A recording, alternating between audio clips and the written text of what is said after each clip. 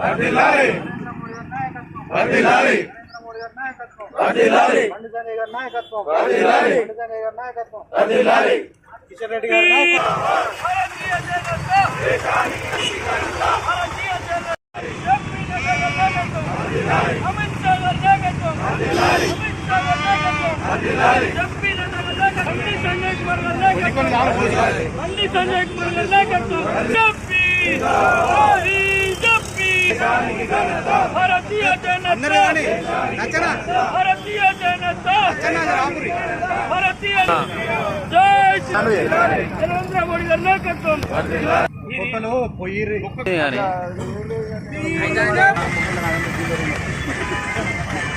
చౌరస్తా ఇలా సిద్దిపేట ఊరేది ఉండగా కూడా హాస్పిటల్లో ఉండడం కూడా కంపల్సరీ రావాలన్నట్టు మనం మరీ గట్టిగా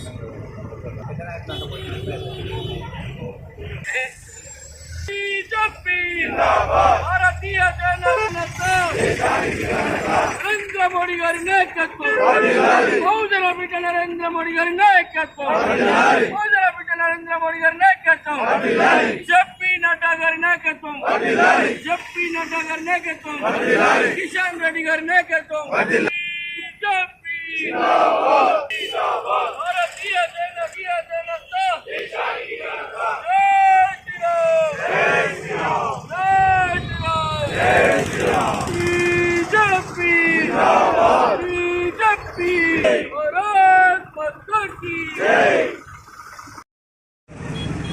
గౌరవ భారత ప్రధాని బహుజనుల ముద్దుబిడ్డ నరేంద్ర మోడీ గారి నాయకత్వంలో ఈ దేశ చరిత్రలో ఎన్నో పార్టీలు పరిపాలించినాయి.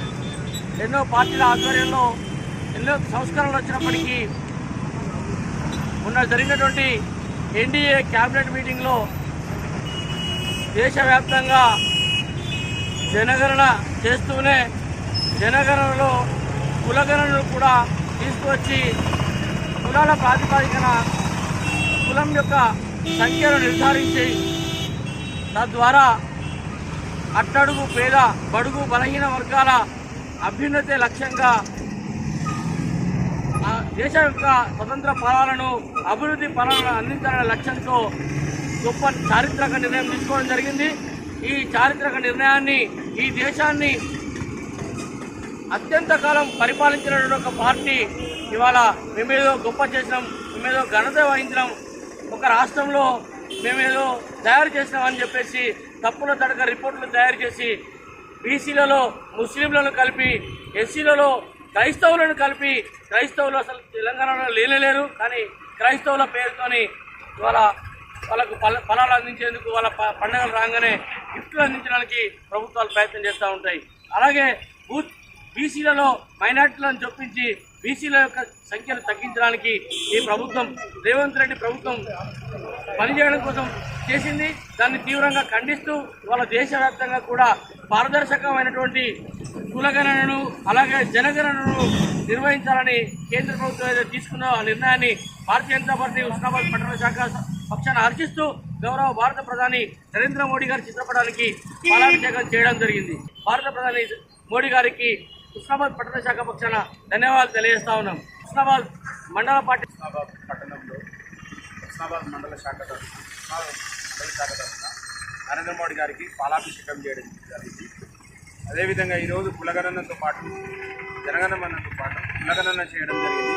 అదే ఈరోజు కాంగ్రెస్ ప్రభుత్వం వచ్చి 3.5 సంవత్సరంన్నర అవుతుంది.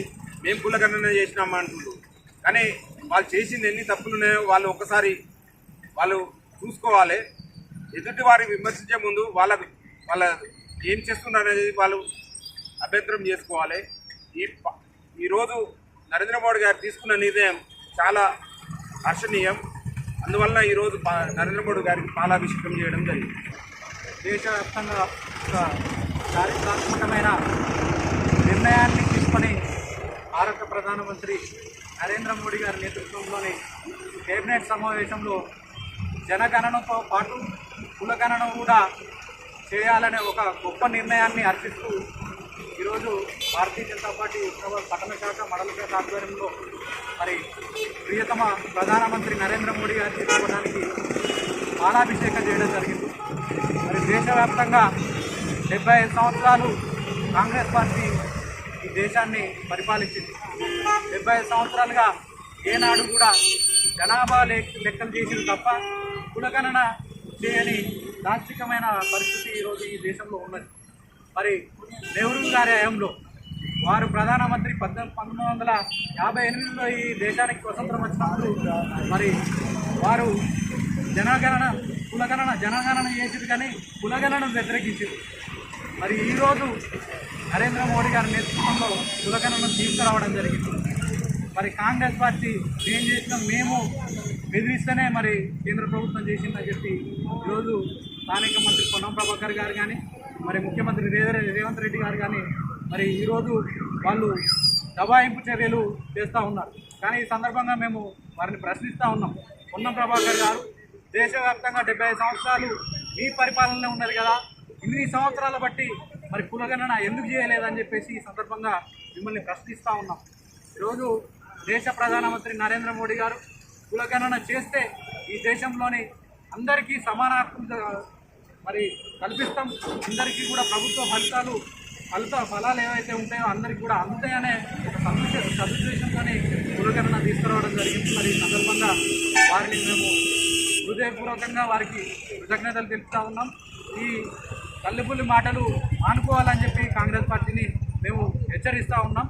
ఇది ముమ్మాటికి నరేంద్ర మోడీ గారి నిర్ణయం, అది దేశ ప్రజలందరూ కూడా హర్షిస్తూ ఉన్నారు.